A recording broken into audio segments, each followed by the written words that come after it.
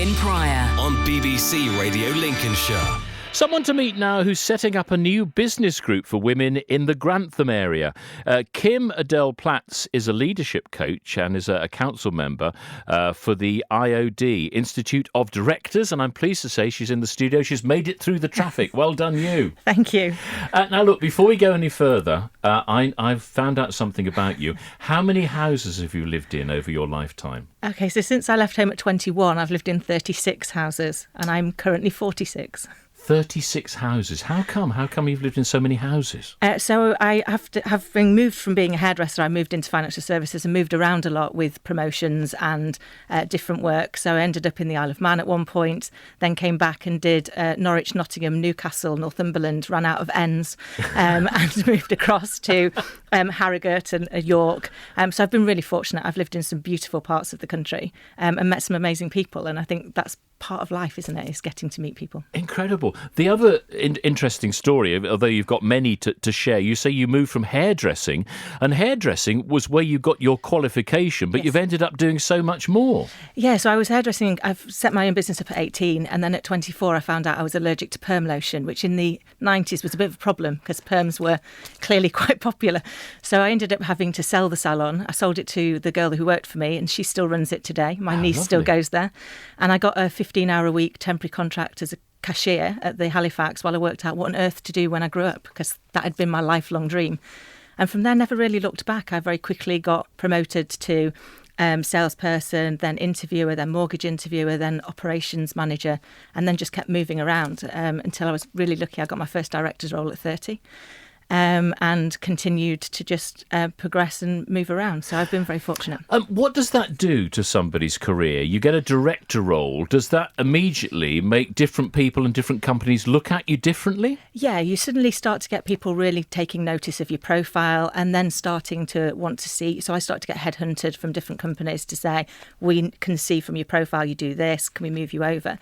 And now I'm really fortunate. So I get all of my work from previous contacts because they know you and they know what you can deliver. So I've ended up doing things that I would have no idea how to do. So at one point I went in and ran one of the UK's number one exec search firms in the public sector, having never done executive search and having never done anything in the public sector, purely because they'd seen my profile and they'd spoken to people that knew me. Are you one of these people then that if a job comes up and you like the look of it, but you're not too au fait with what it is, you will learn about it, you will find out, and you will make sure you get that job? Absolutely. So, and I think a large thing in any job, particularly at kind of levels I've now been doing, is about leadership, and it's about learning from the people. And actually, for me, one of the key things about leadership is just being present in the moment. So, when I went into Gateway Sanderson, rather than trying to run it and tell them how to do exec search, they already know how to do exec search. What they needed was somebody to give them a leadership culture and to get them to feel connected. And actually, that's just about going in and really listening. So I think the skill that I learned when I was hairdressing, which was to be interested in people and to listen to their stories, has probably been the one that's carried me the furthest in my career, because people want to be listened to. And it's being interested in people, isn't it? And I host quite a few business awards, and when I'm doing that, I say, it's the people that make the business. Yes. That's what it is. Without the people, you wouldn't have a business, would you? Absolutely. And sometimes we can forget that, and it can be the thing that becomes really hard when people try and learn about leadership, and it's actually just being you. Yeah. They want to know who you are, and they want to trust that what you're giving them is what they're going to get. So that authenticity. It all sounds wonderful, but of course you had a health scare. Did that stop you in your tracks and make you reassess what you were doing and where you were doing it? Yes. So when I first had the health scare, I actually had just started a job a couple of days before I went in for surgery. And at that point I was self-employed. So I took the 2 days off for surgery and then went back in, never told them that I'd had the health issue or the health scare. But I had a subsequent health scare about a year later where I ended up in intensive care with double lung pneumonia, and at that point realised that I needed to reevaluate. I'd worked so hard on trying to just get good at being a single mum. Unfortunately, my marriage had broken down, and provide for Scarlett and make sure that we were okay, that I'd not actually taken any time to really heal. I'd just kind of run at everything. And your body sometimes will tell you that you just need to take a breather. Intensive care was clearly a big breather. So I was in there for 3 days. I was really fortunate that I was let out after those 3 days. And the following Monday went into my job and resigned and decided to set up on my own and get the balance back. So I've qualified now to be an exec coach and mentor. And that's what I now do. I help others. We'll talk about that in a moment. We were talking yesterday on the programme about how you switch off from work.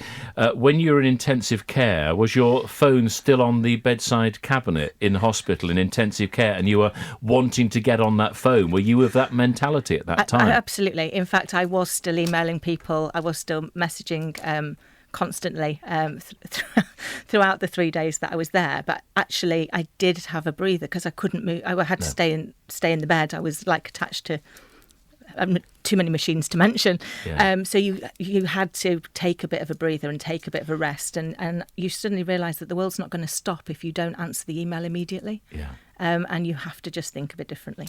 Let's talk more about that in just a moment. Shake It Off, Taylor Swift here on BBC Radio Lincolnshire. Melvyn in the morning with you through until 1 o'clock today. We're talking about a new business group for women being set up in the Grantham area. Starts on the 4th of February. Kim Adele Platts is a leadership coach. She's with me in the studio now. These are being run sort of along the lines of a franchise now, then, aren't they? Because there are quite a few groups now. Yeah, so there's actually 11 groups already established, and they've been established for a number of years. We've got about 400 odd members. And Sue's looking, so Sue's the founder, Sue Crooks, she's now looking to expand that network. But obviously it becomes quite hard to expand it when there's only one of you. So a few of us that have been in the group for a long time were like, well, actually, we could perhaps own our own area and run it the same way as you.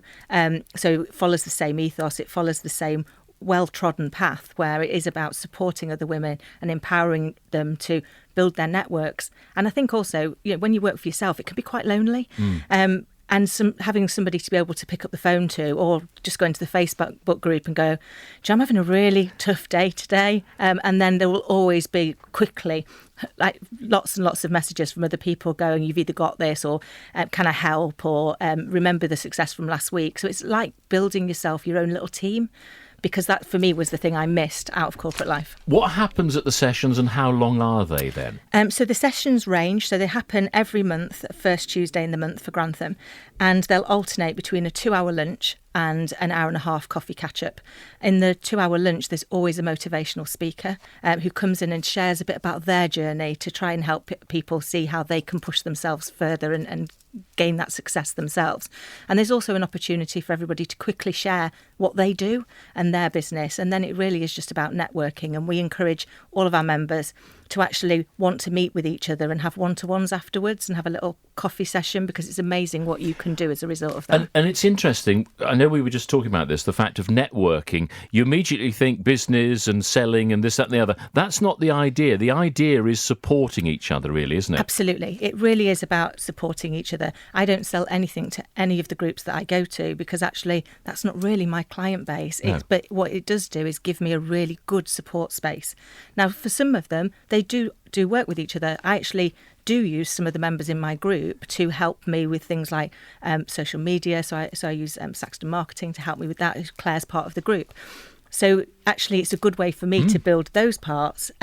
But it isn't about the sales piece. It really is about supporting each other and just having that group of friends. They have actually all become friends, where you can just say, I'm either having a great day and I want to share it with somebody, or I'm not having such a good day and actually I'd like some help.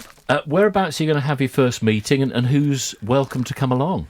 So anybody who's either running their own business or working in business or just wants to grow a network of women who are in business. It's being held at the Angel and Royal in Grantham Centre in the King's Room. And we start at 11:30 for a 2 o'clock start. And we've got Rosalind Palmer as our speaker. So really, really looking forward to having Rosalind on. Are people booking in for this, or can people just turn up? So we would need you to book, just because actually it's already online now, so they can go on and book their place, but actually they get to pick their meal. Oh, okay. So there's a 2-course meal. the menu's up there on the booking site, and you get to book, so that actually it runs really smoothly on the day, because actually the hotel can already ensure that the food's all prepared and you're getting exactly what you want. We were talking on the programme yesterday about the work-life balance. That's tricky, isn't it? And you were just saying to me, we mentioned you've got a little girl now, you try and make sure that in your working day there is special time for your little girl. Absolutely. So I'm on my own with Scarlett, and she is absolutely my North Star.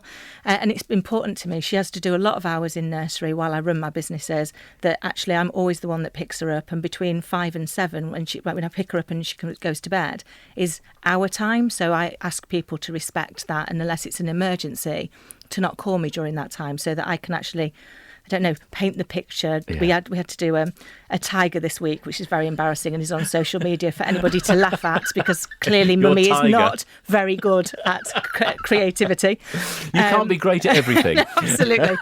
But she thoroughly enjoyed it. But actually it was about spending that time together and doing things as a little team, I guess. Yeah, fantastic. If people want to know more about the group in Grantham, what's the best thing to do? Where can we find you on the internet? So it's if you go to www.loveladiesbusinessgroup.co.uk, and then there'll be a drop-down box which shows you the Grantham area. Love Ladies Business Group. Absolutely. I love the title already. It's brilliant. Kim, lovely to see you. Thank you for coming in to tell us all about it. Thank you for having me. Thank you. So there we go. Start-up of a new business group for women in the Grantham area. 4th of February, that's when that's starting. That's when that's launching in Grantham. If you want any more details, give us a call here at BBC Radio Lincolnshire. BBC Radio Lincolnshire Travel.